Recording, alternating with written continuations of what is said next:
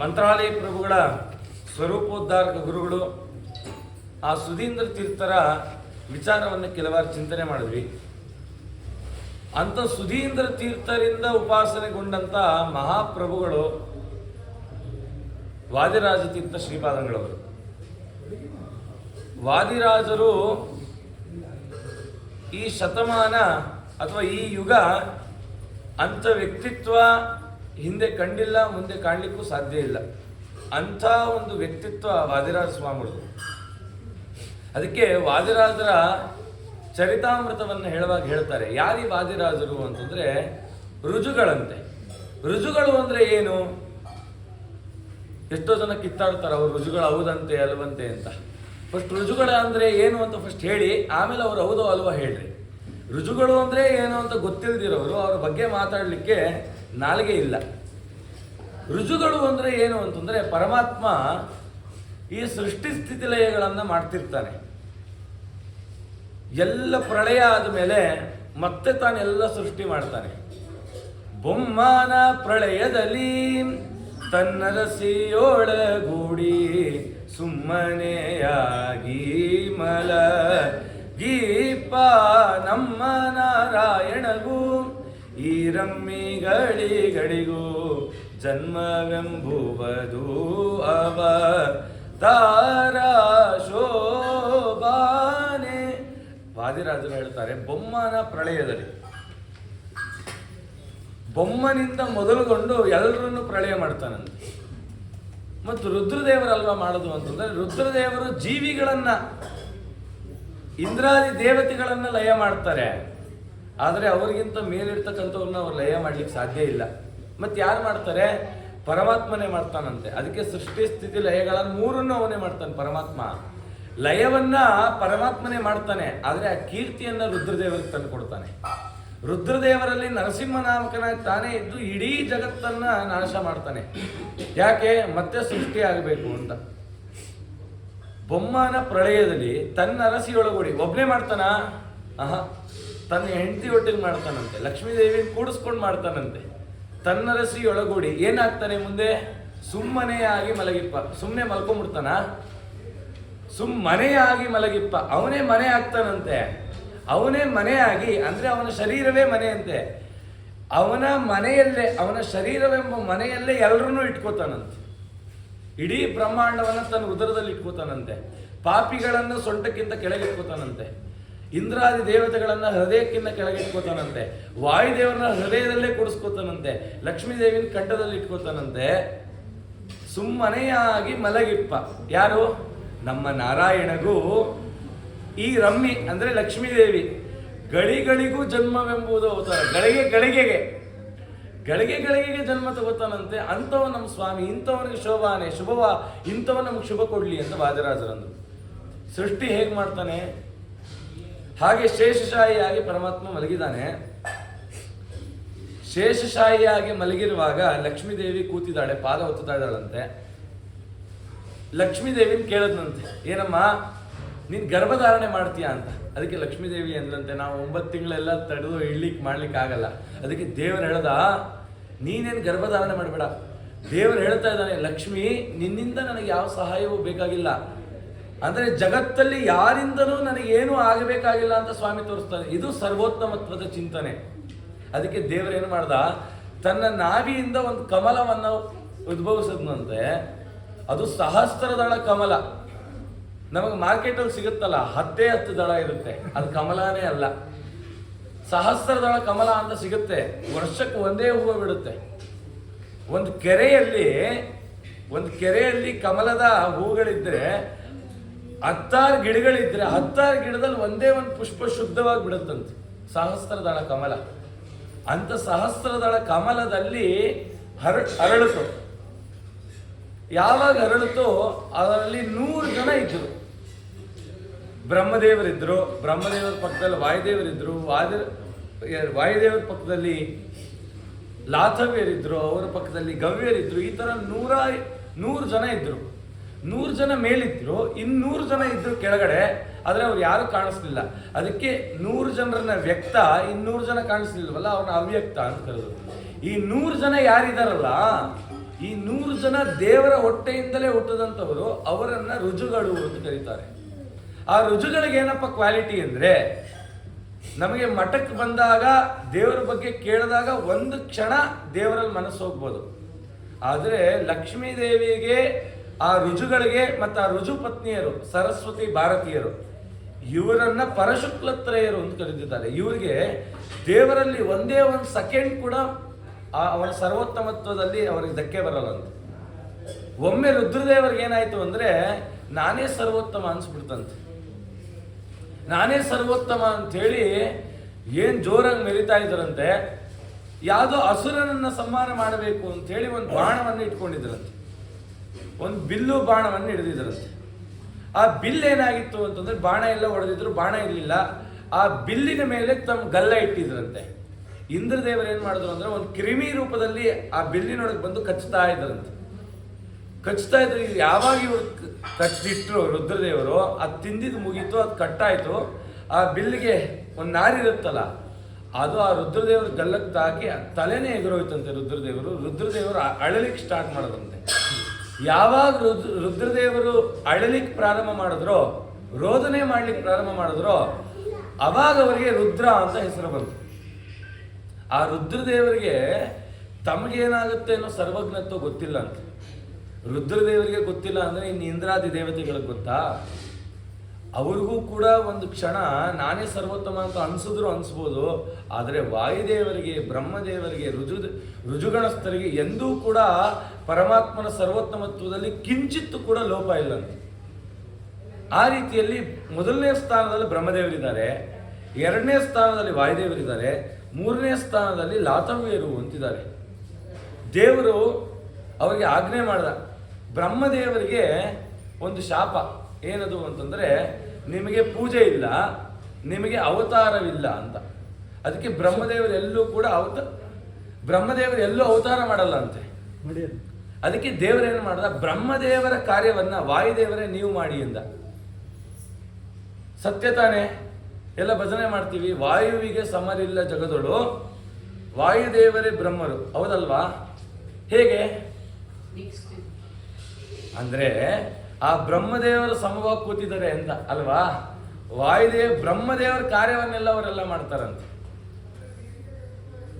ಅದು ಹೇಗೋ ವಾಯುದೇವರ ಕಾರ್ಯವನ್ನು ಮಾಡ್ಲಿಕ್ಕೆ ಇನ್ನೊಬ್ಬರನ್ನು ದೇವರು ಸೃಷ್ಟಿ ಮಾಡಿದಾನಂತೆ. ಅವ್ರು ಯಾರು ಅಂತಂದ್ರೆ, ಅವರು ಲಾತವ್ಯರಂತೆ. ಹೇಗಿದು ನಿರೂಪಣೆ ಮಾಡ್ತೀರಾ? ಇದಕ್ಕೆ ಯಾವ ಪುರಾಣವೂ ಬೇಕಾಗಿಲ್ಲ. ರುಜುತ್ವಂ ವಾದಿರಾಜಸ್ಯ ಶ್ರುತಿ ಮೂಲಂ ನ ಸಂಶಯ. ಶ್ರುತಿನೇ ಹೇಳ್ತಾ ಇದೆ, ವೇದವೇ ಹೇಳ್ತಿದೆಯಂತೆ. ಏನ್ ಹೇಳ್ತಿದೆ? ಶನ್ನೋ ಮಿತ್ರ ಶಂ ವರುಣಃ ಹೇಳ್ತೀವಲ್ವಾ, ನಮೋ ಬ್ರಹ್ಮಣೇ, ಆಮೇಲೆ ನಮಸ್ತೆ ವಾಯೋ ತ್ವಮೇವ ಪ್ರತ್ಯಕ್ಷಂ ಬ್ರಹ್ಮಾಸಿ. ನಮೋ ಬ್ರಹ್ಮಣೆ, ಬ್ರಹ್ಮದೇವರೇ ನಿಮಗೆ ನಮಸ್ಕಾರ. ಅದಾದ್ಮೇಲೆ ನಮಸ್ತೆ ವಾಯೋ, ವಾಯುದೇವರೇ ನಮಸ್ಕಾರ. ವಾಯುದೇವರಾದ್ಮೇಲೆ ತ್ವಮೇವ ಪ್ರತ್ಯಕ್ಷಂ ಬ್ರಹ್ಮಾಸಿ, ವಾಯುದೇವರ ಪ್ರತ್ಯಕ್ಷ ಇನ್ನೊಂದು ರೂಪ ಯಾರು? ಲಾತವ್ಯರು, ನಿಮಗೆ ನಮಸ್ಕಾರ ಅಂತ ಹೇಳಿದ್ದಾರೆ. ವೇದ ತಾನೇ ಹೇಳ್ತಿರೋದು. ಮತ್ತು ವೇದವನ್ನ ಅರ್ಥ ಮಾಡ್ಕೊಳ್ಳದೆ ಇರೋವನು ಮನುಷ್ಯನೇ ಅಲ್ಲ. ನಾವು ವೇದ ಬಾಹಿರವಾಗಿ ನಡಿಬಾರದು. ವೇದ ಏನು ಹೇಳುತ್ತೆ ಅದರಂತೆ ನಡಿಬೇಕಲ್ಲ. ಹಾಗೆ ವೇದವೇ ಹೇಳ್ತಿದೆ, ಹೇಗೆ ವಾಯುದೇವರನ್ನು ಉಪಾಸನೆ ಮಾಡ್ತೀಯ ಅದರಂತೆ ಅವರ ಜೊತೆಗಿರ್ತಕ್ಕಂಥ ಲಾತವ್ಯರನ್ನು ಉಪಾಸನೆ ಮಾಡಬೇಕು ಅಂತ. ನಮ್ಮವ್ರು ಮಾಡ್ತಾರೋ ಇಲ್ವೋ ಗೊತ್ತಿಲ್ಲ, ಅಯ್ಯಂಗಾರ ಮಾಡ್ತಾರೆ. ಅಯ್ಯಂಗಾರ ಇದನ್ನು ತಿಳಿದು ಉಪಾಸನೆ ಮಾಡ್ತಾರೆ. ಹಾಗೆ ಇರ್ತಕ್ಕಂಥವ್ರು ಆ ಲಾತವ್ಯರು. ಎಲ್ಲ ಯುಗದಲ್ಲೂ ಕೂಡ ವಾಯುದೇವರು ಎಲ್ಲೆಲ್ಲಿ ಅವತಾರ ಮಾಡ್ತಾರೆ ಅಲ್ಲಿ ಲಾತವ್ಯರು ಅವತಾರ ಮಾಡಿದ್ದಾರೆ. ಹಾಗೆ ಕಲಿಯುಗವೂ ಬಂತು. ಪರಮಾತ್ಮ ಆಜ್ಞೆ ಮಾಡಿದ ವಾಯುದೇವರಿಗೆ, ನೀವು ಹೋಗಿ ಮಧ್ವಾಚಾರ್ಯರಾಗಿ ಅವತಾರ ಮಾಡಿ ಅಂತ. ಆ ವಾಯುದೇವರೇ ಮಧ್ವಾಚಾರ್ಯರಾಗಿ ಹೇಗೆ ಬಂದರೋ, ಆ ಲಾತವ್ಯರೇ ವಾದಿರಾಜರಾಗಿ ಬಂದರು. ಅದಕ್ಕೆ ಸಾವಿರಾರು ಪ್ರಮಾಣ ಇದೆ. ಆ ಪ್ರಮಾಣ ನಮ್ಗೆ ಬೇಡ. ಯಾಕಂದ್ರೆ ದೊಡ್ಡವರನ್ನ ಪ್ರಮಾಣಿಸುವಂತ ಯೋಗ್ಯತೆ ನಮಗಿದೆಯಾ? ದೊಡ್ಡವರು ಏನು ಹೇಳಿದ್ದಾರೆ ಅದನ್ನು ನಾವು ಶಿರಸ ವಹಿಸಿ ಪರಿಪಾಲನೆ ಮಾಡಬೇಕು. ಅದನ್ನು ವಿರೋಧ ಮಾಡೋದು, ಖಂಡನೆ ಮಾಡೋದು ದೊಡ್ಡ ಪಾಪ. ಅದರಂತೆ ಅವರು ಅವತಾರ ಮಾಡೋದು. ಅವರ ಅವತಾರ ಎಂಥದ್ದು? ವಾಗೀಶ ತೀರ್ಥರು ಅಂತ. ಆ ವಾಗೀಶ ತೀರ್ಥರು ಕುಂಬಾಸಿ ಅಂತಿದೆ ಉಡುಪಿ ಹತ್ರ, ಅಲ್ಲಿದ್ರು. ಅಲ್ಲಿ ಇಬ್ಬರು ಬ್ರಾಹ್ಮಣ ದಂಪತಿಗಳು, ಎಷ್ಟು ಸಂತಾನ ಆಗ್ತಾ ಇದೆ, ಸಂತಾನವೆಲ್ಲ ನಷ್ಟ ಆಗ್ತಿದೆ. ಇವ್ರ ಹತ್ರ ಬಂದರು, ಸ್ವಾಮಿ ಅಂಥೇಳಿ ನಮಸ್ಕಾರ ಮಾಡಿದ್ರು. ಮಧ್ವಾಚಾರ್ಯರೇ ಕೊಟ್ಟಂತ ಭೂವರಾಹ ದೇವರು ಸಂಸ್ಥಾನ ಮುಖ್ಯ ಪ್ರತಿಮಾ ವಿಷ್ಣುತೀರ್ಥರ ಸಂಸ್ಥಾನ, ಮಧ್ವಾಚಾರ್ಯರ ಪೂರ್ವಾಶ್ರಮದ ಸಹೋದರ ವಿಷ್ಣುತೀರ್ಥರು ಅಂತ ಅವರ ಪರಂಪರೆ. ಆ ಪರಂಪರೆಯಲ್ಲಿ ಬಂದಂತ ವಾಗೀಶ್ ತೀರ್ಥರು ಪೂಜೆ ಮಾಡಿದಂತ ಸಂಸ್ಥಾನ ಪೂಜೆ ನೋಡಿದ್ರು ದಂಪತಿಗಳು. ಒಂದ್ ಸ್ವಲ್ಪ ಮಾತು ಕಮ್ಮಿ ಆಗ್ಲಿ, ಆ ಬ್ರಾಹ್ಮಣ ದಂಪತಿಗಳನ್ನ ನೋಡಿ ಇವರೇ ಮಂತ್ರಾಕ್ಷತೆಯನ್ನ ಕಾಯಿನ ಕೊಟ್ರು. ಇವ್ರು ಕೇಳೋಣ ಅಂತ ಅನ್ಕೊಂಡ್ರು, ಸಂತಾನ ಬೇಕು ಅಂತ. ಇವ್ರು ಕೇಳಕ್ಕಿಂತ ಮುಂಚೆನೆ ವಾಗೀಶ್ ತೀರ್ಥರು ಕೊಟ್ಬಿಟ್ರು, ನಿಮಗೆ ಸಂತಾನ ಆಗುತ್ತೆ, ಆ ಸಂತಾನ ನಿಮ್ಮ ಮಗ ಅಲ್ಲ, ಅವನು ಈ ಸಂಸ್ಥಾನದ ಮುಂದಿನ ಉತ್ತರಾಧಿಕಾರಿ ಅಂತ. ಅಯ್ಯೋ ಏನೋ ಸಂತಾನ ಆದ್ರೆ ಸಾಕು ಅಂತ ಹೇಳಿ ಮಂತ್ರಾಕ್ಷತೆ ತಗೊಂಡ್ರು, ಹೋದ್ರು. ಅದೇ ಹತ್ತಿರದಲ್ಲೇ ಇದ್ದಂಥವ್ರು ಆ ಕುಂಬಾಸಿಗೆ ಹತ್ರ ಯಾವುದು ಅಂತಾರೆ ಹೂವಿನ ಕೆರೆ ಅಂತ ಆ ಗ್ರಾಮದಲ್ಲಿ ಇದ್ರು. ಹೀಗೆ ದಿನವೆಲ್ಲ ಕಳೀತು. ವಾಗೀಶ್ ತೀರ್ಥರು ಒಂದು ಪತ್ರ ಬರೆದು ಕಳಿಸೋದಂತೆ, ಆ ಮಗು ಏನಾದ್ರು ಮನೆ ಒಳಗಡೆ ಹುಟ್ಟಿದ್ರೆ ಅದು ನಿಮ್ಮ ಮಗು, ಮನೆಯಿಂದ ಹೊರಗೆ ಹುಟ್ಟಿದ್ರೆ ಅದು ನಮ್ಮ ಮಗು ಅಂತ. ಇವಳು ಅನ್ಕೊಂಡ್ಲು, ತಾನು ಗರ್ಭವತಿ ಆದಾಗಿಂದ ಹೊಸಲು ದಾಟ ಹೊರಗೆ ಹೋಗ್ಲಿಲ್ಲ. ಯಾಕೆ? ಅಕಸ್ಮಾತ್ ಏನಾದ್ರು ಪ್ರಸವ ಆದ್ರೆ ಏನ್ ಕತೆ, ಹಾಗಾಗಿ ನನ್ನ ಮನೆಯಿಂದ ಹೊರಗೆ ಹೋಗಲ್ಲ, ಮನೆ ಒಳಗಡೆನೇ ಇದ್ಲು. ಹೀಗಿತ್ತು. ಸರಿ, ಇವರು ನಮ್ಮಂತೆ ಶುಕ್ಲ ಶೋಣಿತವಾದ ಶರೀರದಿಂದ ಹುಟ್ಟಿದವರ, ಇವರು ಆಗ ಹುಟ್ಟಿದವರಲ್ಲ ಅಂತ. ಹೇಗೆ ಕೃಷ್ಣ ಆ ವಸುದೇವ ಮತ್ತೆ ದೇವಕಿಯ ಗರ್ಭದಲ್ಲಿ ತಾನೇ ಬಂದು ಹೇಗೆ ಕೂತ, ರುಜುಗಣಸ್ಥರು ಹಾಗೆ ಮಧ್ಯಗೇಹ ಭಟ್ಟರಲ್ಲಿ ಸತ್ಯವತಿಯಲ್ಲಿ ಶುಕ್ಲ ಶೋಣಿತವಾಗಿ ಸೇರಲಿಲ್ಲ, ಸ್ವಯಂ ಆಚಾರ್ಯರು ಬಂದು ಹೇಗೆ ಕೂತ್ರೋ ಇವರು ಅಷ್ಟೇ ಶುಕ್ಲ ಶೋಣಿತವಾದ ಶರೀರ ಅಲ್ಲ, ತಾವೇ ಸ್ವಯಂ ಬಂದು ಪರಮಾತ್ಮನ ಆಜ್ಞೆಯಂತೆ ಕೂತರು. 9 ತಿಂಗಳು ಮನೆ ಹೊರಗಡೆನೆ ಬರಲಿಲ್ಲ ಆಕೆ. ಅವತ್ತಿನ ದಿವಸ ಮಾಘ ಶುದ್ಧ ದ್ವಾದಶಿ ಅಂತೆ, ಸಾಧನಾ ದ್ವಾದಶಿ. ಬೆಳಗ್ಗೆ ಬೇಗ ಊಟ ಆಗಬೇಕು, ಮನೇಲಿ ಯಾರೋ ಬಂದಿದ್ದಾರೆ, ಅವರು ಅಡುಗೆ ಮಾಡಿದ್ದಾರೆ. ಗಂಡ ಊಟಕ್ಕೆ ಕೂತಿದ್ದಾನೆ, ಒಳ್ಳೆ ಬೆಳೆ ಬಂದಿದೆ, ಮಾಘ ಮಾಸ ಒಳ್ಳೆ ಬೆಳೆ ಬಂದಿದೆ. ಯಾವುದೋ ಒಂದು ಕಪಿಲ ಗೋವು ಬಂತಂತೆ. ಕಪಿಲ ಗೋವು ಯಾವ ಬಣ್ಣ ಅಂದರೆ ಬಂಗಾರದ ಬಣ್ಣ. ಅದಕ್ಕೆ ಸೂರ್ಯನ ಕಿರಣ ಬಿದ್ದರೆ ತಣ ತಣ ತಣ ತಣ ಅಂತ ಹೊಳೆಯುತ್ತೆ. ಆ ಕಪಿಲ ಗೋವಿನ ಮಹತ್ವ ಏನು ಗೊತ್ತಾ? ಅದರ ಕೊಂಬು ಚಿಗರತ್ತೆ, ಬಿದ್ದೋಗುತ್ತೆ, ಇನ್ನೊಂದು ಕೊಂಬು ಹುಟ್ಟುತ್ತೆ. ಕೃಷ್ಣ ಕೊಳಲು ಉತ್ತಿದ್ನಲ್ಲ, ಕೊಳಲು ಉದ್ದಾಗ ಎಲ್ಲ ಸುತ್ತ ಇತ್ತಲ್ಲ ಹಸುಗಳು, ಯಾವ ಜಾತಿ ಅಂದ್ರೆ ಕಪಿಲ ಗೋವಂತೆ. ಆ ಕಪಿಲ ಗೋವಲ್ಲಿ ಬಂತು, ಹೊಲ ಮೇಯ್ಲಿಕ್ಕೆ ಶುರು ಮಾಡ್ತು. ಇವಳು ಅನ್ಕೊಂಡ್ಲು, ಅಯ್ಯಯ್ಯೋ ಇಷ್ಟು ಒಳ್ಳೆ ಬೆಳೆ ಬಂದಿದೆ, ಅದನ್ನೆಲ್ಲ ಆಕಳು ತಿಂತಿದೆಯಲ್ಲ ಅಂತ ಹೊರಗಡೆ ಬಂದು ಮಗು ಹುಟ್ಟಿತು. ತಕ್ಷಣ ನೋಡಿದ್ರೆ ದೇವತೆಗಳು ಬಂದಿದ್ದಾರೆ, ಅನೇಕ ದೇವತೆಗಳು ಬಂದಿದ್ದಾರೆ. ವಾಗೀಶ್ ತೀರ್ಥರು ಬಂಗಾರದ ತಟ್ಟೆ ಕೊಟ್ಟಿದ್ದಾರಂತೆ, ಈ ಮಗುವನ್ನ ನೆಲದ ಮೇಲೆ ಮಲಗಿಸ್ಬೇಡಿ ಅಂತ ಹೇಳಿ ಆ ಬಂಗಾರದ ತಟ್ಟೆಯಲ್ಲಿ ಮಲಗಿಸಿದ್ದಾರೆ. ಅವಳು ಅನ್ಕೊಂಡ್ಲು, ಅಯ್ಯಯ್ಯೋ ಮಗು ಕೈ ತಪ್ಪು ಹೋಯ್ತೆ. ಹೀಗೆ ಆಯ್ತು. ಬಾಲ್ಯವನ್ನ ತಂದೆ ಜೊತೆ ಕಳೀತು. ವಾಗೀಶ್ ತೀರ್ಥರು ಸರಿಯಾದ ಸಂದರ್ಭದಲ್ಲಿ ಉಪನಯನ ಆಗಬೇಕು ಅಂತ ಹೇಳಿ 5ನೇ ವಯಸ್ಸಿಗೆ ಉಪನಯನ ಮಾಡಿಸಿದ್ರಂತೆ. ಅವರ ಹತ್ರಕ್ಕೆ ಗುರುಕುಲಕ್ಕೆ ಸೇರಿಸ್ಕೊಂಡ್ರಂತೆ. ಗುರುಕುಲದಲ್ಲಿ ಒಬ್ಬರು ಆಚಾರ್ಯ ಇದ್ರು, ಲಕ್ಷ್ಮೀನಾರಾಯಣ ಆಚಾರ್ಯ ಅಂತ. ಅವ್ರಿಗೆ ಎಷ್ಟೋ ವರ್ಷಗಳ ಕಾಲ ಸಂತಾನವೇ ಇಲ್ಲ, ಆ ಸಂತಾನವೆಲ್ಲ ನಷ್ಟ ಆಯಿತು. ಅವರಿಗೆ ಮಗುವನ್ನು ಪರೀಕ್ಷೆ ಮಾಡಿದ್ರಂತೆ. ಬಾಲ್ಯದಲ್ಲೇ ಪಂಡಿತನಂತ, ಇನ್ನೂ ಪ್ರಾರಂಭ ಆಗಿಲ್ಲ ವಿದ್ಯೆ, ಬಾಲ್ಯದಲ್ಲೇ ಪಂಡಿತರಿಗಿಂತ ಉತ್ತಮ ಶ್ರೇಣಿಯ ಜ್ಞಾನ ಇತ್ತಂತೆ ಆ ಬಾಲಕನಲ್ಲಿ. ಅವನಿಗೆ ಭೂವರಾಹ ಅಂತ ಹೆಸರಿಟ್ಟಿದ್ರು. ಆ ವಾಗೀಶ ತೀರ್ಥರು ನೋಡಿದ್ರು, ಈ ಭೂವರಾಹ ಇನ್ನು ಎಷ್ಟು ದಿನ ಇದೇ ಶರೀರದಲ್ಲಿರ್ತಾನೆ, ಇವನಿಗೆ ಬೇರೆ ಶರೀರ ಕೊಡಬೇಕು ಅಂಥೇಳಿ ಅವರ ಅಪ್ಪ ಅಮ್ಮನ ಕರೆಸಿ, ಈ ಕೂಸು ನಂದು ಅಂತ ಹೇಳಿ ಅವನಿಗೆ ಸನ್ಯಾಸ ದೀಕ್ಷೆಯನ್ನು ಕೊಟ್ಟು ಹೆಸರಿಡುವಾಗಲೇ ವಾದಿರಾಜ ಅಂತ ಇಟ್ಬಿಟ್ರು. ರಾಜ ಅಂತ ಇಟ್ಟಿದ್ದಿಲ್ಲೇ ಇಲ್ಲ. ಶ್ರೀಪಾದರಾಜ ಮಠದಲ್ಲಿ ಹಿಂದೆ ಆದಿರಾಜ ತೀರ್ಥರು ಅಂತಿದ್ರು, ಅವರೊಬ್ಬರಿಗೆ ರಾಜ ಅಂತಿತ್ತು, ಇನ್ಯಾರಿಗೂ ರಾಜ ಅಂತ ಹೆಸರಿಟ್ಟಿಲ್ಲ. ಶ್ರೀಪಾದ ರಾಜರಿಗೆ ಅವರ ಆಶ್ರಮ ನಾಮ ಬಂದು ಲಕ್ಷ್ಮೀನಾರಾಯಣ ತೀರ್ಥರು ಅಂತ, ಆಮೇಲೆ ಶ್ರೀಪಾದರಾಜ ಅಂತ ಹೆಸರು ಬಂತು. ವ್ಯಾಸರಾಜರು ಅವ್ರಿಗೆ ವ್ಯಾಸ ತೀರ್ಥ ಅಂತ, ಅವ್ರು ಯಾವಾಗ ಸಿಂಹಾಸನ ಹೇಳಿದ್ರು ವ್ಯಾಸರಾಜ ಅಂತ ಕರೆದ್ರು. ಇವ್ರಿಗೆ ಹೆಸರಿಡುವಾಗಲೇ ರಾಜ, ವಾದದಲ್ಲಿ ರಾಜ, ಅವರನ್ನ ಮುಟ್ಟತಕ್ಕಂಥ ಸಾಮರ್ಥ್ಯ ಯಾರಿಗೂ ಇಲ್ಲ. ಸರಿ, ಇದೇ ರೀತಿ ಆಯಿತು. ಒಳ್ಳೆ ವಿದ್ಯಾಭ್ಯಾಸ ಆಯಿತು. ಆದರೂ ಕೂಡ ರುಜುಗಣಸ್ಥರಾಗಿ ವಿದ್ಯಾಭ್ಯಾಸ ತಾವು ಮಾಡಿದ್ರು ಕೂಡ ವಿದ್ಯೆಗೆ ಇನ್ನೊಬ್ಬರ ಹತ್ರ ಕಳಿಸ್ಬೇಕು ಅಂತ ಹೇಳಿ ಏನು ಮಾಡ್ತಾರೆ, ಆ ಮಧ್ವಾಚಾರ್ಯರ ಮೂಲ ಮಹಾ ಪರಂಪರೆ, ರಾಜೇಂದ್ರ ತೀರ್ಥರ ಪರಂಪರೆ, ಅದರಲ್ಲಿ ಬಂದಂಥ ವಿಜಯಧ್ವಜರು, ಪುರುಷೋತ್ತಮ ತೀರ್ಥರು, ಬ್ರಹ್ಮಣ್ಯ ತೀರ್ಥರ ಕರಕಮಲ ಸಂಜಾತರು, ವ್ಯಾಸರಾಜರು ಅಂತ ಆ ವ್ಯಾಸರಾಜರ ಬಳಿ ಕಳಿಸಿದ್ರು. ಆ ವ್ಯಾಸರಾಜರು, ಶ್ರೀಪಾದರಾಜರು ಇವರ ಸಹವಾಸದಲ್ಲಿ ಅನೇಕ ಹರಿಧ್ಯಾನದ ಚಿಂತನೆಗಳನ್ನು ರಾಜರು ನಡೆಸಿ ಪುನಃ ಬಂದರು. ಏನು ವಿದ್ವತ್ತು, ದೇವರವ್ರಿಗೆ ಆಜ್ಞೆ ಮಾಡಿದಂತೆ ರುಜುಗಣಸ್ಥರಿಗೆ 32 ಲಕ್ಷಣ, 32 ಲಕ್ಷಣೋಪೇತವಾಗಿ ನೀವು ಬರಬೇಕು ಅಂತ. ಎಂಥ ಆ ವರ್ಚಸ್ಸು, ಅವರ ಕಿವಿ, ಮೂಗು, ಆ ಕಣ್ಣು ಉಬ್ಬು, ಅವರ ನೇತ್ರಗಳು, ಅವರ ನಾಸಿಕ, ಅವರ ದೇಹ, ಅವರ ಬಣ್ಣ, ಅದನ್ನು ವರ್ಣಿಸ್ಲಿಕ್ಕೆ ಸಾಧ್ಯ ಇಲ್ಲ. ಅಂಥ ಉತ್ತಮವಾಗಿರ್ತಕ್ಕಂಥ ಶರೀರ ಅಂತ. ಅವ್ರು ಯಾವತ್ತೂ ನಮ್ಮಂತೆ ಬಗ್ಲೇ ಇಲ್ವಂತೆ. 120 ವರ್ಷ ವಾದಿರಾಜರಿದ್ದರೆ 120ನೇ ವರ್ಷ ಅವ್ರ ಕಡೇ ದಿನ ವೃಂದಾವನ ಪ್ರವೇಶ ಮಾಡುವ ದಿವಸ ಕೂಡ ಅಷ್ಟು ಸ್ಟ್ರೈಟಾಗಿ ಕೂತಿದ್ರಂತೆ. ಅವ್ರ ಕೂದಲು ಒಂದು ಬೆಳ್ಳಗಾಗಿಲ್ಲಂತೆ, ಅವರು ಮೈ ಸುಕ್ಕಾಗಿಲ್ಲಂತೆ. ಇನ್ನು ಎಂಥ ಮಹಾನುಭಾವರು, ನಾವು ವರ್ಣಿಸ್ಲಿಕ್ಕೆ ಸಾಧ್ಯ ಇಲ್ಲ. ಹೀಗೆ ಆಯಿತು. ಒಳ್ಳೆ ವಿದ್ಯೆಯನ್ನು ಸಂಪಾದನೆ ಮಾಡಿದ್ರು, ಎಲ್ಲ ಕಡೆ ಸಂಚಾರವನ್ನು ಪ್ರಾರಂಭ ಮಾಡಿದ್ರು. ಹೀಗೆ ಸಂಚಾರ ಮಾಡ್ತಾ ಇದ್ದಾರೆ. ಒಬ್ಬ ಜಾಗೀರ್ದಾರಂತೆ, ಆ ಜಾಗೀರ್ದಾರನ ಮಗನ ಮದುವೆ ತುಂಬ ವಿಜೃಂಭಣೆಯಿಂದ ಮಾಡ್ತಿದ್ದಾರೆ. ಇಡೀ ಊರಿಗೆಲ್ಲ ಚಪ್ರ ಹಾಕ್ಸ್ಬಿಟ್ಟಿದ್ದಾರೆ.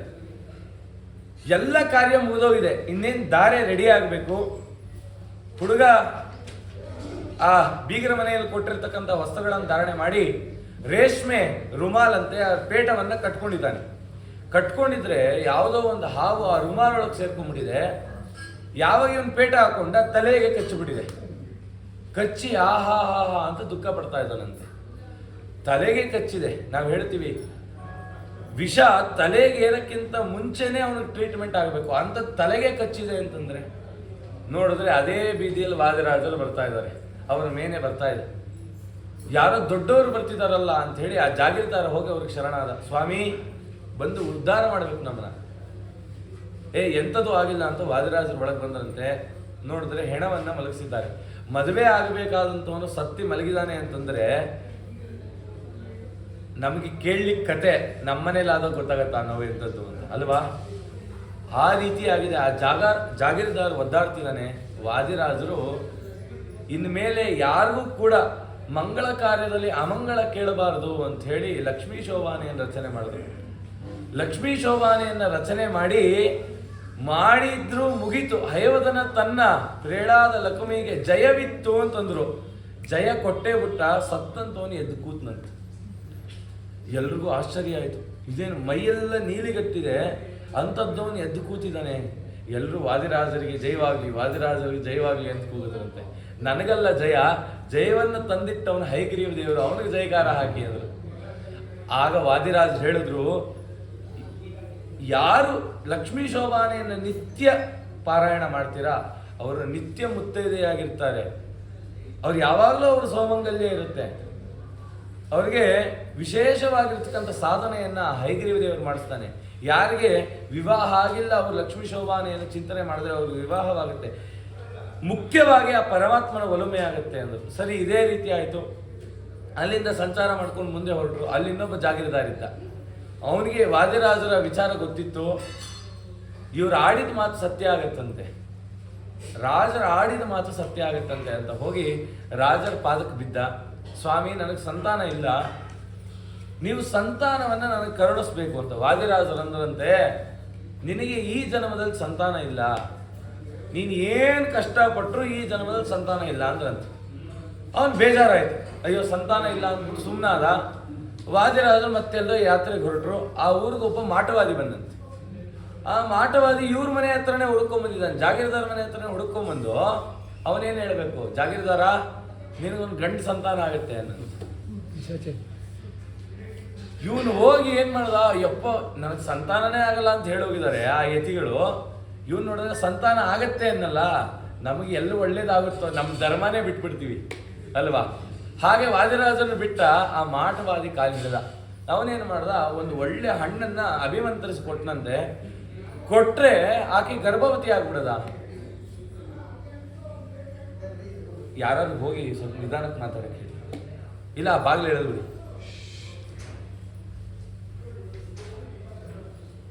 ಈ ರೀತಿ ಆಯ್ತು, ಸಂತಾನ ಹಾಗೆ ಹೋಯ್ತು. 9-10 ತಿಂಗಳಾಯ್ತು, ಒಳ್ಳೆ ಗಂಡು ಮಗು ಆಯ್ತು. ಏನ್ ಲಕ್ಷಣವಾಗಿದೆ ಅಂತಂದ್ರೆ ಸೂರ್ಯನ ಪ್ರಕಾಶ ಅಂತೆ, ಆ ಹುಟ್ಟಿದ ಮಗುಗೆ ಅಷ್ಟು ಪ್ರಕಾಶ ಅಂತೆ. ಆ ಮಗು 1 ವರ್ಷದಲ್ಲಿ ಮಾತಾಡ್ಲಿಕ್ಕೆ ಪ್ರಾರಂಭ ಮಾಡ್ತಂತೆ. ನಾರ್ಮಲ್ ಆಗಿ ಮಾತಾಡ್ತೀವಲ್ಲ 15-16 ವಯಸ್ಸು ಮೆಚುರಿಟಿಯಿಂದ, ಆ ರೀತಿ 1 ವರ್ಷದಲ್ಲಿ ಮಾತಾಡ್ಲಿಕ್ಕೆ ಪ್ರಾರಂಭ ಆಯ್ತಂತೆ. ವಾದಿರಾಜರು 1 ವರ್ಷ ಆಗಿ ಬಂದ್ರಂತೆ ಇದೇ ಊರಿಗೆ. ಇಡೀ ಊರಿನವರೆಲ್ಲ ಹೋಗಿ ವಾದಿರಾಜರನ್ನ ಸತ್ಕರಿಸಿದ್ದಾರೆ. ಆ ಜಾಗೀರ್ದಾರ ಬಂದಿಲ್ಲ. ವಾದಿರಾಜರು ಕೇಳಿದ್ರಂತೆ, ಏನಪ್ಪ ಎಲ್ಲರೂ ಬಂದಿದ್ದಾರೆ, ಜಾಗೀರ್ದಾರ ಬರಲಿಲ್ಲ. ಸ್ವಾಮಿ ನೀವು ಸಂತಾನ ಆಗಲ್ಲ ಅಂದ್ರೆ, ಅವನು ನೋಡಿದ್ರೆ ಗಂಡು ಮಗು ಸಂತಾನ ಆಗಿದೆ, ಮಗು ಎಷ್ಟು ಚೂಟಿಯಾಗಿದೆ. ಹೌದಾ, ಸರಿ ಆಯ್ತು, ಹೇಳು ಅವನಿಗೆ, ಜಾಗೀರ್ದಾರನಿಗೆ ಬಂದನ್ನ ಕಾಣ್ಲಿಕ್ಕೆ ಹೇಳು ಅಂದ್ರಂತೆ. ಸರಿ ಹೋದ್ರು, ಕರ್ಕೊಂಬಂದ್ರು. ಜಾಗೀರ್ದಾರ ನಮಸ್ಕಾರ ಮಾಡ್ದ. ವಾದಿರಾಜರು ಏನಪ್ಪ ಚೆನ್ನಾಗಿದ್ಯಾ, ಏನು ಎತ್ತ, ಯಾಕೆ ನಮ್ಮ ಮೇಲೆ ಏನಾದ್ರು ಬೇಸರನಾ ಅಂತ ಕೇಳಿದಂತೆ. ಇಲ್ಲ ಸ್ವಾಮಿ, ನಿಮ್ಮ ಮೇಲೆ ಏನು ಬೇಸರ ಇಲ್ಲ, ಆದರೆ ನಮ್ಮ ಗುರುಗಳಿದಾರಲ್ಲ, ನಮ್ಮ ಗುರುಗಳು ಅವ್ರು ಯಾರೋ ಒಬ್ರು ಮಾಟವಾದಿ ಅಂತ ಹೇಳಿಲ್ಲ, ದೊಡ್ಡ ಪಂಡಿತರು ಅಂದ. ಅವ್ರ ಅನುಗ್ರಹ ನನಗಿದ್ರೆ ಸಾಕು. ಸರಿ ಆಯ್ತು, ನಿನಗೆ ಗಂಡು ಸಂತಾನ ಆಯ್ತಂತೆ. ಹೌದು, ಗಂಡು ಸಂತಾನ ಆಯ್ತು. ಆ ಸಂತಾನ ಆದಾಗ ಅವನು ಒಳ್ಳೆ ಶ್ರೀಮಂತ ಅಂತೆ. ಇಡೀ ಊರಿನ ಜನರಿಗೆ ಮಡಲಿಗೆ ಈ ಅಕ್ಕಿ ಬೇಳೆನ ಸುರಿತೀವಲ್ಲ, ಆ ಥರ ಬಂಗಾರದ ನಾಣ್ಯಗಳನ್ನು ಸುರಿದಿದ್ದಂತೆ ಇಡೀ ಊರಿನ ಜನರಿಗೆ. ಅಷ್ಟು ಶ್ರೀಮಂತ. ಅದಕ್ಕೆ ಅವನಂದ, ಮಗು ಹುಟ್ಟಿದಕ್ಕೆ ಇಷ್ಟು ವೈಭವ ಮಾಡಿದ್ದೀನಿ, ನಿಮ್ಮ ಕೈಯಲ್ಲಿ ಒಂದು ಸಂತಾನ ಕೊಡ್ಲಿಕ್ಕೆ ಶಕ್ತಿ ಇಲ್ವಲ್ಲ ಅಂದ. ಸರಿ, ನಾನು ನಿನ್ನ ಮಗುನ ನೋಡಬೇಕು ಅಂದ್ರು. ಆದ್ರೆ ನಿನ್ನ ಮಗು ಯಾರ ಜೊತೆ ಆಟ ಆಡ್ತಾ ಇದ್ದಾನೆ ಅದನ್ನು ನೋಡಬೇಕು ಅಂದ್ರು. ಸರಿ ಆಯ್ತು, ಮಗು ಹೋಗಿ ನೋಡಿದ್ರೆ ಸ್ಮಶಾನದಲ್ಲಿ ಚಂಡಾಲರ ಜೊತೆ ಆಟ ಆಡ್ತಿದ್ದ. ಕರ್ಕೊಂಬಂದ ಜಾಗೀರ್ದಾರ. ಕೇಳಿದ್ರು, ಎಲ್ಲ ಆಟ ಆಡ್ತಿದ್ದ? ಇದು ಸ್ಮಶಾನದಲ್ಲಿ ಆಟ ಆಡ್ತಿದ್ದ. ಬೆಳೀತಾ ಚಿಕ್ಕ ಹುಡುಗ ತಾನೇ, ಅವನು ಗೊತ್ತಾಗಲ್ಲ ಏನೋ ಆಟ ಆಡ್ತಿದ್ದ. ಬೆಳೀತಾ ಅವನ್ನ ನಾನು ಸರಿ ಮಾಡ್ತೀನಿ. ಅದಕ್ಕೆ ವಾದಿರಾಜರು ಅಂದನಂತೆ, ಇದು ಬೆಳೀತಾ ಸರಿ ಮಾಡುವಂಥದ್ದಲ್ಲ ಅಂಥೇಳಿ, ಸರಿ ನಾನು ಪೂಜೆ ಮಾಡಿದ್ದೀನಿ, ಆ ಪೂಜೆ ತೀರ್ಥವನ್ನು ನಿನಗೆ ಕೊಡ್ತೀನಿ, ಸ್ವೀಕಾರ ಮಾಡ್ತೀಯಾ ಅಂದ್ರಂತೆ. ಆಯ್ತು ಅಂದ್ರ ತಾನು ತೀರ್ಥವನ್ನು ಸ್ವೀಕಾರ ಮಾಡ್ದ. ಆ ಮಗುಗೆ ತೀರ್ಥ ಕೊಡ್ಲಿಕ್ಕೆ ಹೋದ್ರೆ ತಗೊಳ್ಳಿಲ್ಲ. ರಾಜರು ಒಂದು ಉದ್ರಣಿ ತೀರ್ಥವನ್ನು ತಗೊಂಡು ಆ ಮಗು ಪ್ರೋಕ್ಷಣೆ ಮಾಡಿದ್ರೆ ದೊಡ್ಡ ಬ್ರಹ್ಮ ರಾಕ್ಷಸ ಅಂತ. ವಾದಿರಾಜರು ಕೇಳಿದ್ರಂತೆ, ಯಾರು ನೀನು ಹೇಳು, ನಿಮ್ಮ ಅಪ್ಪ ಅಮ್ಮ ಅಂದಲ್ಲ ಅವ್ರಿಗೆ ಹೇಳು, ನಾನು ಯಾರು ಅಂತಂದ್ರೆ ಆ ಮಾಟವಾದಿ ಇದ್ನಲ್ಲ, ಅವನ ಕೈಯಲ್ಲಿ ವಶವಾದಂಥ ಒಂದು ಭೂತ. ಅವನೇನು ಮಾಡ್ದ ಅಂತಂದ್ರೆ, ಈ ಜಾಗೀರ್ದಾರನ ಆಸ್ತಿ ಎಲ್ಲ ಮಾಟವಾದಿ ಮಾಡ್ಕೋಬೇಕು ಅಂತ ಹೇಳಿ ಏನು ಹೇಳ್ದ ನನಗೆ ಆಜ್ಞೆ ಅಂದ್ರೆ, 6 ವರ್ಷಗಳ ಕಾಲ ಬೆಳೆದು ನಿಮ್ಮ ಅಪ್ಪ ಅಮ್ಮನ್ನೇ ನೀನು ಕೊಲ್ಲು ಅಂತ ಹೇಳಿದ್ದ ಅಂತ. ವಾದಿರಾಜರು ಗಟ್ಟಿ ಕಾಲಿಡಿದ್ನಂತೆ, ಸ್ವಾಮಿ ಎಂತ ಅಪರಾಧ ಮಾಡಿಬಿಟ್ಟೆ, ಸಂತಾನ ಬೇಕು ಅಂತ ಯಾರ್ಯಾರ ಮನೆನ ಹೊಕ್ಕಬಾರ್ದು, ನಮಗೆ ಫಲ ಆದರೆ ಉತ್ತಮರಿಂದಾನೇ ಆಗಬೇಕಂತೆ. ಯಾರೋ ಅಧಮ ಬಂದು ಕೊಡ್ತಾನೆ ಅಂತಂದ್ರೆ, ಈ ಹಣ್ಣಿನ ಮಠದಲ್ಲಿ ಕೊಡ್ತೀವಿ ಅಂದ್ರೆ ಸರಿ, ಯಾರೋ ಒಬ್ಬ ತಿಪ್ಪೆಯಲ್ಲಿ ಕೂತವನು ಕೊಡ್ತಾನೆ ಅಂತ ಸ್ವೀಕಾರ ಮಾಡ್ತೀವ? ಚೆನ್ನಾಗಿದೆ ಹಣ್ಣು ಅಂತಂದ್ರೂ ಸ್ವೀಕಾರ ಮಾಡ್ತೀವ? ಇಲ್ಲ, ಅದು ಹೊಲಸೆ ಅಲ್ವಾ? ಅದು ಧರ್ಮದಲ್ಲೂ ಹಾಗೆ ಇರಬೇಕಂತೆ. ಫಲ ಆದರೆ ನಮ್ಮ ಸ್ವಾಮಿನೇ ಕೊಡಬೇಕು. ಯಾರ್ಯಾರ ಹತ್ರಕ್ಕೂ ಹೋಗಿ ಯಾವ್ಯಾವ ದೇವ್ರದ್ದು ಮೊರೆ ಹೊಕ್ಕಿದ್ರೆ ಅದು ಎಂದೂ ಶಾಶ್ವತ ಅಲ್ಲ ಅಂತ. ಹಾಗೆ ಆ ವಾದಿರಾಜರ ಚಮತ್ಕಾರದಿಂದ ಆ ಭೂತನನ್ನ ಆ ವಾದಿರಾಜರು ಸಂಹಾರ ಮಾಡ್ತಾರೆ. ಅದೇ ರೀತಿ ಪಂಡ್ರಾಪುರಕ್ಕೆ ಹೋದ್ರು. ಈ ಕತೆ ನೀವು ಕೇಳಿರ್ತೀರ, ಆದರೂ ಹೇಳ್ತೀನಿ, ನಿಮ್ಗೆಲ್ಲರೂ ಗೊತ್ತಿರ್ಬೋದು. ಸಂತ ತುಕಾರಾಮ್ ಇದ್ರು. ಸಂತ ತುಕಾರಾಮ್ ಇದ್ದ ಕಾಲಕ್ಕೆ ವಾದಿರಾಜರು ಹೋಗಿದ್ದಾರೆ. ಸಂತ ತುಕಾರಾಮ್ ಸಾಮಾನ್ಯ ವ್ಯಕ್ತಿನ, ಪಾಂಡುರಂಗನನ್ನ ಸಾಕ್ಷಾತ್ಕರಿಸಿಕೊಂಡಂತ ಮಹಾನುಭಾವರು. ವಿಠ್ಠಲನ ಜೊತೆ ನಿತ್ಯ ಮಾತಾಡ್ತಿದ್ರು. ಆ ಪಂಡ್ರಾಪುರದಲ್ಲಿ ಅವಳೊಬ್ಳು ಬ್ರಾಹ್ಮಣ ದಂಪತಿ ಇಬ್ರು ಹೋಗಿ ತುಕಾರಾಮ್ನ ಕೇಳಿದ್ರಂತೆ, ತುಕಾರಾಮ್ರೆ ನನಗೆ ಸಂತಾನ ಇಲ್ಲ, ಸಂತಾನ ಬೇಕು ಅಂತ. ಅವ್ರು ಯಾವಾಗ ಹೇಳಿದ್ರಂತೆ, ಇಲ್ಲೇ ಕೂತಿರು ಅಂತ ಹೇಳಿ ವಿಠ್ಠಲನ ಮಂದಿರದ ಒಳಗಡೆ ಹೋಗಿ ಪಾಂಡುರಂಗನ್ ಕೇಳಿದ್ರಂತೆ, ವಿಠಲ ಆ ಬ್ರಾಹ್ಮಣ ದಂಪತಿಗಳಿಗೆ ಸಂತಾನ ಆಗತ್ತಾ? ಅದಕ್ಕೆ ಆ ವಿಠಲ ಅನ್ನಂತೆ ಅವ್ರಿಗೆ ಸಂತಾನ ಆಗಲ್ಲ ಅಂತ ಹೇಳಿದ್ನಂತೆ. ಸರಿ, ಆ ತುಕಾರಾಮ್ ಏನ್ ಮಾಡಿದ್ರು, ಬಂದ ಆ ಬ್ರಾಹ್ಮಣ ದಂಪತಿಗಳಿಗೆ, ವಿಠಲ ಹೇಳಿದಾನೆ ನಿಮ್ಗೆ ಸಂತಾನ ಆಗಲ್ವಂತೆ. ಅಲ್ಲೇ ವಾದಿರಾಜರು ಬಂದಿದ್ದಾರೆ. ವಾದಿರಾಜರ ಹತ್ರ ಹೋದರಂತೆ. ವಾದಿರಾಜರನ್ನ ಕೇಳಿದ್ರಂತೆ, ಸ್ವಾಮಿ ನನಗೆ ಸಂತಾನ ಆಗಬೇಕು, ಸಂತಾನಕ್ಕೆ ಏನು ಅನುಗ್ರಹ ಮಾಡಿ, ನಿನಗೆ ಒಳ್ಳೆ ಗಂಡ ಸಂತಾನ ಆಗುತ್ತೆ ಅಂತ ಮಂತ್ರಾಕ್ಷರ ಕೊಟ್ಟರು. ಇದೆಂತ ವಿಚಿತ್ರ ರೀ, ದೇವರನ್ನು ಕೇಳ್ಕೊಂಡ್ ಬಂದಿದ್ದಾರೆ ತುಕಾರಾಮ. ಸಂತಾನ ಆಗಲ್ಲ ಅಂತ ಹೇಳಿದ್ರೆ ವಾದಿರಾಜರ ಸಂತಾನ ಆಗತ್ತೆ ಅಂತಾರೆ. ವಾದಿರಾಜರು ಯಾತ್ರೆಗೆ ಹೊರಟಿದ್ರು, ಬದರಿ ಯಾತ್ರೆ ಎಲ್ಲ ಮುಗಿಸ್ಕೊಂಡ್ ಬಂದ್ರು. ಅಷ್ಟರಲ್ಲಿ ಆ ಮಗುಗೆ 1 ವರ್ಷದ ಮಗು ಅಂತ. ತುಕಾರಾಮಗೆ ಪಾಪ ಅವಮಾನ ಆಯ್ತು. ಯಾಕೆ? ದೇವರನ್ನು ಕೇಳಿದಾರೆ, ದೇವ್ರು ಹೇಳಿದಾನೆ ಸಂತಾನ ಆಗಲ್ಲ, ಸಂತಾನ ಆಗೋಯ್ತು. ಅವತ್ತಿಂದ ತುಕಾರಾಮರನ್ನ ನಿಂದನೆ ಮಾಡ್ಲಿಕ್ಕೆ ಶುರು ಮಾಡ್ಬಿಟ್ರಂತೆ. ವಾದಿರಾಜರು ಅದೇ ಊರಿಗೆ ಬಂದ್ರು. ಅವತ್ತು ಕೇಳಿದ್ರಂತೆ ಬ್ರಾಹ್ಮಣ ದಂಪತಿಗಳು, ಸ್ವಾಮಿ ತುಕಾರಾಮ್ ನೋಡಿದ್ರೆ ದೇವ್ರನ್ನ ಕೇಳ್ಕೊಂಬಂದು ಹೇಳಿದ್ರು ಸಂತಾನ ಆಗಲ್ಲ ಅಂತ. ಇವತ್ತು ನಿಮ್ಮಿಂದ ನೀವು ಮಂತ್ರಾಷ್ಟೇ ಕೊಟ್ಟಿದ್ದಕ್ಕೆ ಸಂತಾನ ಆಗಿದೆ, ಇದು ಹೇಗೆ? ತುಕಾರಾಮ್ನ ಕರಿ ಅಂದ್ರಂತೆ. ತುಕಾರಾಮ್ ಬಂದ್ರಂತೆ. ತುಕಾರಾಮರು ಸಾಮಾನ್ಯರಲ್ಲ, ವಾದಿರಾಜರು ಅವರನ್ನ ಹೊಗಳಿದ್ದಾರೆ. ತುಕಾರಾಮ್ ಸಾಮಾನ್ಯ ಅಲ್ಲ. ಆದರೆ ಒಂದೇ ಒಂದು ವಿಚಾರ ತುಕಾರಾಮ್ ಗೊತ್ತಿಲ್ಲ. ಏನದು ಅಂತಂದ್ರೆ, ನಮ್ಗೇನಾದ್ರು ಫಲ ಆಗಬೇಕು ಅಂದ್ರೆ ದೇವರನ್ನ ಕೇಳೋದು ಬೇಕಾಗಿಲ್ವಂತೆ. ಭಗವತ್ ಭಕ್ತರ ಆಗತ್ತೆ ಅಂದ್ರೆ ದೇವರು ಸತ್ಯ ಮಾಡ್ತಾನೆ.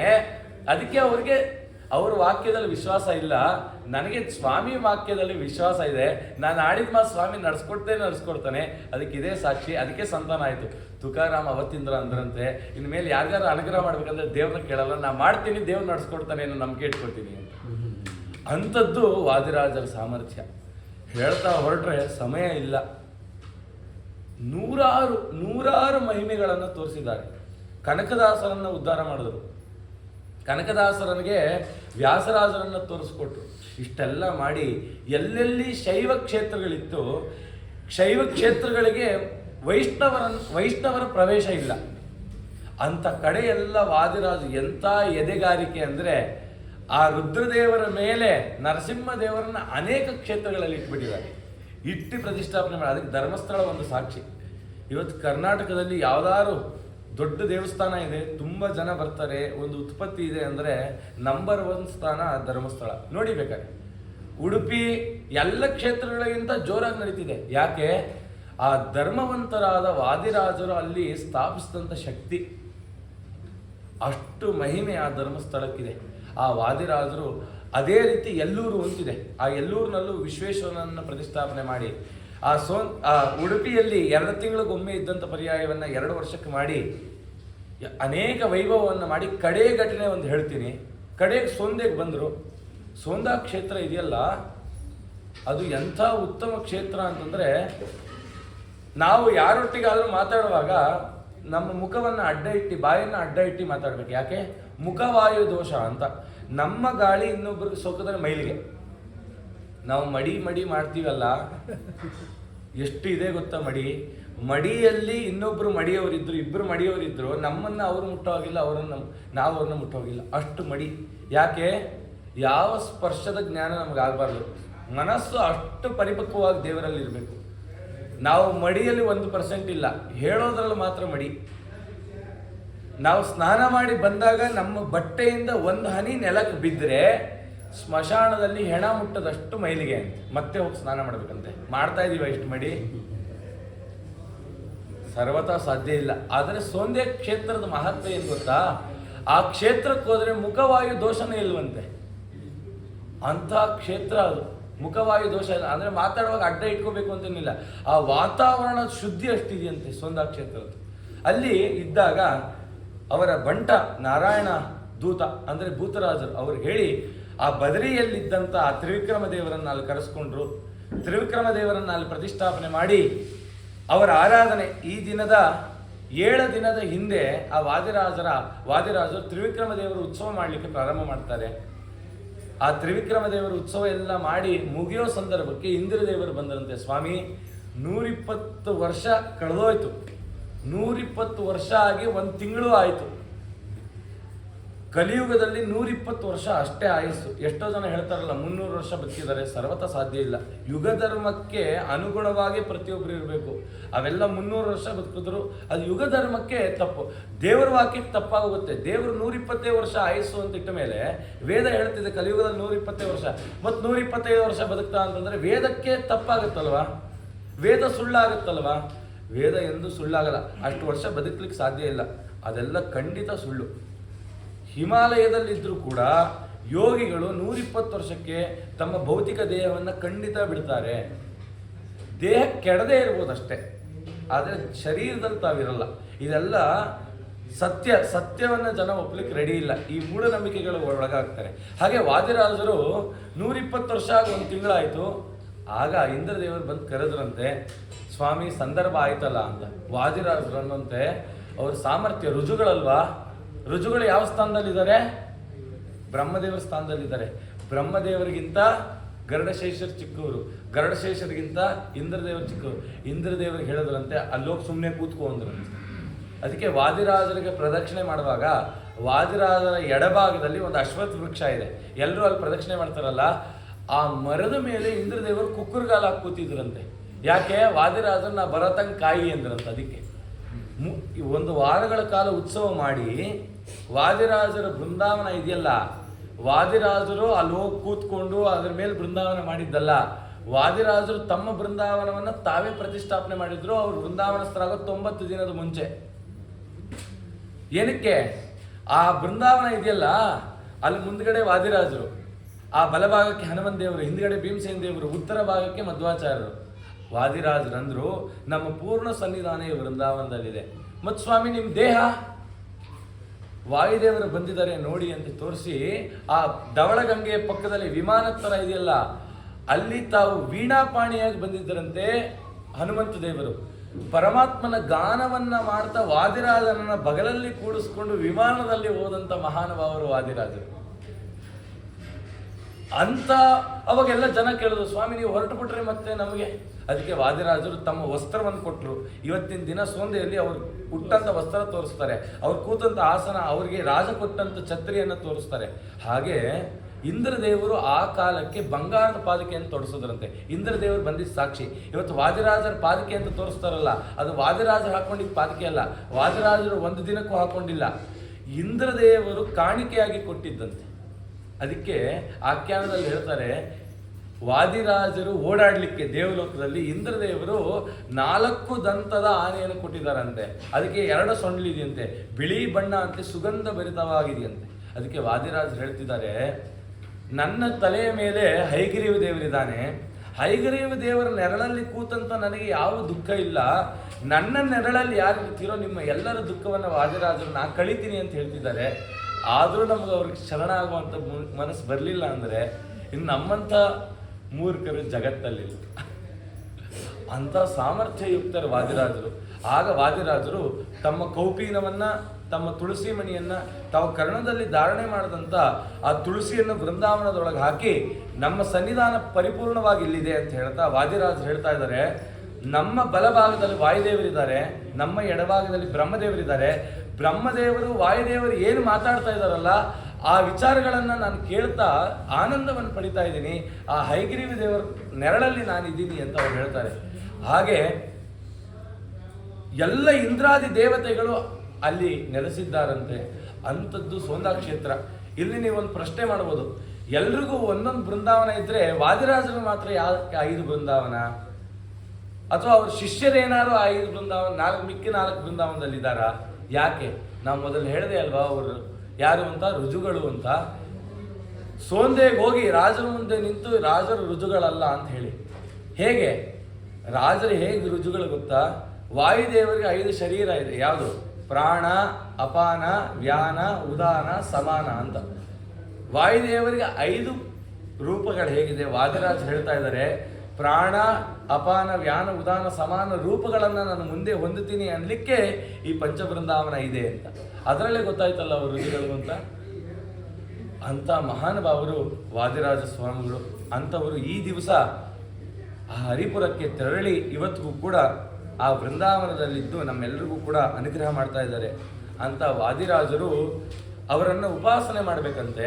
ಏನಂತ ಉಪಾಸನೆ ಮಾಡಬೇಕು ಅಂತ ಹೇಳುವಾಗ ಹೇಳ್ತಾರೆ, ಧೂಪೈ ದೀಪೈ ಸ್ತತಾ ಮಾಲೆ, ಧೂಪ ದೀಪ ಮಾಲೆಗಳಿಂದ ಅವರನ್ನು ಅರ್ಚಿಸ್ಬೇಕಂತೆ. ಪಂಚಭಕ್ಷ ಸಮಾಯುಕ್ತಂ ಪಂಚಾಮೃತ ಸಮನ್ವಿತಂ. ವಾದಿರಾಜರಿಗೆ ಪಂಚಭಕ್ಷ ನೈವೇದ್ಯ ಮಾಡಬೇಕಂತೆ. ಯಾರು ಪಂಚಭಕ್ಷ ನೈವೇದ್ಯವನ್ನು ಮಾಡ್ತೀರಾ ಆ ಪ್ರಸಾದದಿಂದ ದೇವರು ಕಾಣಿಸ್ತಾನಂತೆ. ಹಾಗೆ ಇವತ್ತು ಈ ಮಠದಲ್ಲೂ ಕೂಡ ಬರೀ ಪಂಚಭಕ್ಷ ಅಲ್ಲ, ಪಂಚಭಕ್ಷ ಪಂಚಕಾರ, 2 ಚಿತ್ರಾನ್ನ ನೀವೇ ನೋಡು ಸುಸ್ತಾಗ್ತೀರಾ. ಅಷ್ಟು ವಾದಿರಾಜರ ನೈವೇದ್ಯಕ್ಕಾಗಿ ಸಿದ್ಧ ಆಗಿದೆ. ಆ ರೀತಿಯಲ್ಲಿ ಆ ವಾದಿರಾಜರನ್ನ ವಿಶೇಷವಾಗಿ ಆರಾಧಿಸ್ತಕ್ಕಂಥ ದಿವಸ. ವಾದಿರಾಜರು ಅವರು ಮಾಡಿದಂಥ ಲಕ್ಷ್ಮೀ ಶೋಭಾನೆ ಆದರೂ ಪಾರಾಯಣ ಆಗಿದೆ. ಇದೇ ರೀತಿ ವಾದಿರಾಜರು ಮಾಡಿದಂಥ ಗ್ರಂಥಗಳ ಪಾರಾಯಣ ಆಗಬೇಕು. ತೀರ್ಥ ಪ್ರಬಂಧ, ಲಕ್ಷಾಲಂಕಾರ. ಇನ್ನೂ ಸಮಯ ಇದ್ದಿದ್ರೆ ವಾದಿರಾಜರ ಬಗ್ಗೆ ಒಂದು 2 ಅವರ್ ಆದರೂ, ಕಮ್ಮಿ ಅಂದರೂ 2 ಅವರ್ ಮಾತಾಡ್ಬೋದಿತ್ತು. ಅಷ್ಟು ವಿಚಾರ ರೆಡಿ ಮಾಡ್ಕೊಂಡಿದ್ದೆ, ಅದರ ಸಮಯ ಇಲ್ಲ. ಹಾಗಾಗಿ ಇಷ್ಟನ್ನು ಮಾತ್ರ ಚಿಂತನೆ ಮಾಡ್ತಾ ಲಕ್ಷಾಲಂಕಾರ ಅಂತ ಮಾಡಿದ್ದಾರೆ. ತಿರುಪತಿ ಶ್ರೀನಿವಾಸನಿಗೆ ಸಾಲಿಗ್ರಾಮ ಹಾರ ಹಾಕಿದ್ದಾರೆ. ದಂಡಕಿ ನದಿಗೆ ಹೋಗಿದ್ರಂತೆ, ಮುಳುಗಿ ಎದ್ರಂತೆ. ಎಲ್ಲರೂ ಅಂದ್ರಂತೆ, ಸ್ವಾಮಿ ವಜ್ರಕೀಟ ಇದೆ, ಕಲ್ಲನ್ನೇ ಕೊರೆಯುತ್ತೆ. ಸಾಲಿಗ್ರಾಮ ಕಲ್ಲನ್ನೇ ಕೊರೆದು ಅದನ್ನ ಮೂರ್ತಿ ಮಾಡುತ್ತೆ ಅಂದ್ರೆ ಇನ್ನು ಮನುಷ್ಯನ ದೇಹ ಕೊರೆದಾಕಲ್ವಾ ಅದು? ಅದಕ್ಕೆ ರಾಜರಿಗೆ ಅಂದ್ರಂತೆ, ನೀವು ನೀರಲ್ಲಿ ಇಳಿಬೇಡಿ ಅಂತ. ರಾಜರಂದ್ರು, ಆ ವಜ್ರಕೀಟ ಇದೆಯಲ್ಲ ಅದು ಬ್ರಹ್ಮದೇವರಂತೆ. ಬ್ರಹ್ಮದೇವರು ನನಗೇನು ಮಾಡ್ತಾನೆ ಅಂತ ಮುಳುಗೆದ್ರೆ ವಾದಿರಾಜರ ಮೈಗೆ 108 ಸಾಲಿಗ್ರಾಮ ಅಂಟಿತ್ತಂತೆ. ವಾದಿರಾಜರು 108 ತೆಗೆದಿಟ್ಟು ಇದು ಶ್ರೀನಿವಾಸ ದೇವರಿಗೆ ಹಾರ ಅಂದ್ರು. ಅದೇ ಹಾರವನ್ನ ಶ್ರೀನಿವಾಸ ದೇವರಿಗೆ ಅರ್ಪಣೆ ಮಾಡಿದ್ದಾರೆ. ಅಂತ ಮಹಾನುಭಾವರು. ರಾಜರ ವ್ಯಕ್ತಿತ್ವವನ್ನು ನಮ್ಮ ಜೀವನದಲ್ಲಿ ಅಳಿಸ್ಕೊಳ್ಳೋಕ್ಕಾಗಲ್ಲ ಅಂತ ರಾಜರ ಪಾದೋದಕ, ಅವರ ಮಂತ್ರಾಕ್ಷತೆ, ಅವರ ನೈವೇದ್ಯ ಅದನ್ನು ಪುಂಜಿಸಿದ್ರೆ ಖಂಡಿತ ಜನ್ಮಾಂತರದಲ್ಲಾದ್ರೂ ಮೋಕ್ಷ.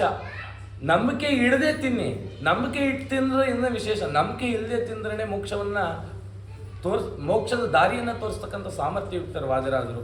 ಅಂತ ವಾದಿರಾಜರ ಪಂಚವೃಂದಾವನದ ಪೂಜೆ ಇಲ್ಲ ಆಯಿತು. ಇವತ್ತು ಮಾಡ್ಲಿಕ್ಕೆ ಬಹಳ ಕಷ್ಟ ಇತ್ತು. ರಾಗ